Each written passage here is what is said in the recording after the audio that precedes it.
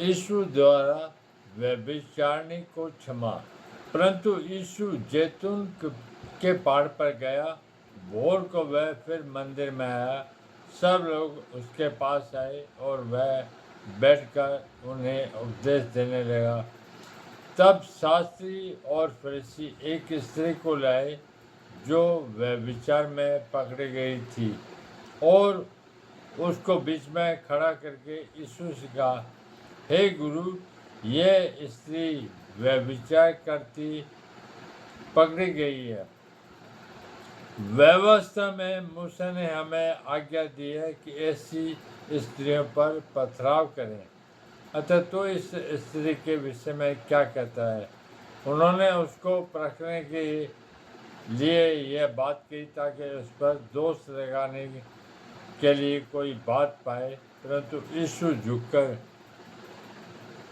उंगली से भूमि पर लिखने लगा। जब वे उससे पूछते ही रहे तो उसने सीधे होकर उनसे कहा, तुम में जो निष्पाप हो, अर्थात तुम में जो व्यक्ति निष्पाप हो, अर्थात उसने कोई पाप न किया हो, वही पहले उसको पत्थर मारे। और फिर झुककर भूमि पर उंगली से लिखने लगा। परंतु वे यह सुनकर बड़ों से लेकर छोटों तक एक एक करके निकल गए और यीशु अकेला रह गया और स्त्री वहीं बीच में खड़ी रही।